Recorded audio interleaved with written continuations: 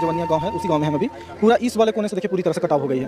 पूरा वहाँ पे आप देख लीजिए कि मुहाना वहाँ पे, और इस तरह से देख लीजिए यहाँ का पूरा का बीच का एरिया का घर गायब हो गया।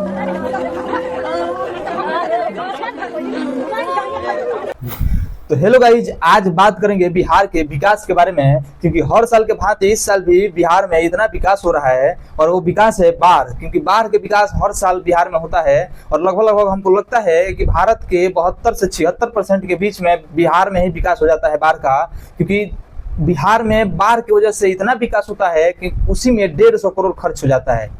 अगर जल संसाधन की बात माने तो बताती है कि हर साल लगभग बाढ़ को रोकने और उसके मरम्मत कराने में 150 करोड़ खर्च हो जाते हैं। सारी बातें बताएंगे। उससे पहले नमस्कार, मैं डीके सिंह राजपूत, हमारे साथ बिल्लू विकास और दूसरा है विश्वकर्मा महा। बिहार में बाढ़ कहर बरपा रही है। शहर शहर लोग त्राहिमाम कर रहे हैं। आरा के शाहपुर प्रखंड के जवनिया गांव की ये तस्वीरें देखिए। गंगा यहां लोगों के आशियाने को निगलने पर उतारू है। आप देख सकते हैं कि 2 पक्के मकान किस तरह से नदी में समा गए हैं। सारी बातें बताएंगे। उससे पहले अगर चैनल पर नए हैं तो चैनल को सब्सक्राइब और फॉलो कर लीजिए, ताकि आने वाला हर वीडियो आप तक पहुंचता रहे। तो दोस्तों, बिना देरी किए बताते हैं कि आखिर बिहार में बाढ़ को विकास क्यों बोल रहा हूं मैं। बिहार में बाढ़ को इसलिए विकास बोल रहा हूं क्योंकि आम और मजदूर इंसान का घर उसमें ऐसा मटिया मिट हो जाता है, और गवर्नमेंट बोलती है कि उसको रोकथाम करने के लिए हर साल 150 करोड़ रुपए खर्च होता है। ये खर्च पता नहीं कैसा होता है कि सारी चीजें मिटने के बाद झूठ मूठ का दिखाया जाता है बिल, और दिखाया जाता है, ये बताया जाता है इंसान को कि हाँ इतना खर्च हुआ है और आप लोगों के रोकथाम के लिए।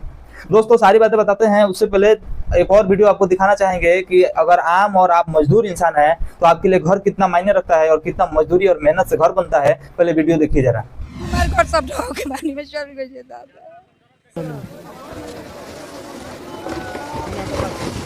कितना साल से यहाँ पे रह रही थी?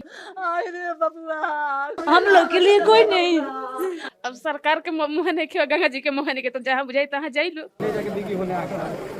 सब लोग अपने घर का सामान सरिया रहा है और इस घर को छोड़ करके जा रहा है। अब ये दरवाजा तोड़ करके जितना सामान है सब कुछ खाली किया गया है जान बचाने के लिए। कुछ सरकार नहीं के देता वो दादा। ना नेता बढ़ेगा में, ना विधायक बढ़े, ना सरकार बढ़े, कोई नहीं खे।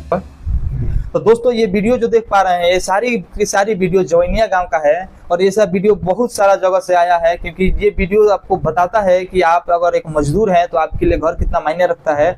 और एक और बात बताते हैं कि मैं इसलिए बाढ़ को विकास बोल रहा था क्योंकि अगर यही 150 करोड़ पहले खर्चा होता बाढ़ के आने से पहले तो ये ऐसा आज दिन नहीं देखना पड़ता। क्योंकि यहाँ पे मजदूर इंसान जो अगर 1-1 रुपए कमाता है, जो 400-500 रुपए एक दिन का कमाता है, उसके लिए सोचिए कि एक घर बनाना कितना मुश्किल है और उसके फैमिली चलाना कितना मुश्किल है। और किसी के घर पानी में समाहित हो जा रहा है, कोई इंसान उसी में दह जाता है, किसी का मृत्यु हो जा रहा है। अगर छोटे छोटे बच्चे हैं उनके लिए कितना तकलीफ की बात है, टाइम से खाना नहीं मिल पाएगा। और ये सारी चीजें हमारी गवर्नमेंट झूठा वादा करके बोल देती है कि हम इतना करोड़ रुपए खर्चा कर रहे हैं। अरे भाई, इतना खर्चा कर रहे हैं तो इससे पहले किए होते तो कहीं ना कहीं अगर अच्छा सा एक विकास इसको बोला जाता कि थोड़ा सा भी अगर बाहर रोकथाम हो जाता तो कहीं ना कहीं इतना क्षति नहीं होता। तो दोस्तों, बता दें कि जल संसाधन के रिपोर्ट के मुताबिक लगभग हर साल 150 करोड़ रुपए खर्चा होता है। और उसके मुताबिक लगभग कि 1987 से 2018 तक 400 बांध टूटने की घटनाएं सामने आया था। और अभी 2025 चल रहा है, लगभग में 40 से 42 साल अगर हम मल्टीप्लाई करते हैं 150 करोड़ से, तो लगभग आपको बता दें कि 6000 करोड़ रुपए होता है। और यही 6000 करोड़ रुपए अगर अच्छे से पहले इन्वेस्ट किया गया था तो कहीं ना कहीं हर साल जो बिहार में ये बाढ़ का विकास हो जाता है ये नहीं होता, और आम और मजदूर आदमी एकदम निश्चिंत और अच्छे से होते अपने गांव और अपने घर में। अगर किसी का भी घर दह रहा है तो कहीं ना कहीं गवर्नमेंट इसका जिम्मेवार होगी और होती है, क्योंकि ये लोग खर्च करते हैं 50 करोड़ तो बोलेंगे 150 करोड़, और वही जगह पर नहीं होता है खर्चा। एक और बात बता दें कि जितने भी गांव के सरपंच, मुखिया, वार्ड लोग हैं, ये कभी भी बाढ़ से पहले सर्वेक्षण करने नहीं पहुंचते हैं, न ही वीडियो सीओ को बताते हैं। और जब बाढ़ आ जाएगा तो ये लोग लाई मीठा चिवड़ा लेकर पहुंच जाएंगे बांटने के लिए। और ये लाई चूरा मिठाई इसलिए बांटा जाता है ताकि आने वाले चुनाव में इन लोगों का वोट तैयार हो। तो ये तो था बिहार का विकास, और आप लोग अच्छे से समझ गए होंगे कि मैं बाढ़ को विकास क्यों बोल रहा था। फिर मिलेंगे अगले एपिसोड में, तब तक थैंक यू, धन्यवाद। और चैनल पे नए हैं तो चैनल को एक बार और बोलूंगा कि चैनल को सब्सक्राइब और फॉलो कर लीजिए और वीडियो को लाइक कर दीजिए। और वीडियो देखने के लिए थैंक यू, धन्यवाद। अब तक वीडियो आप तक पहुंचेगा, धन्यवाद।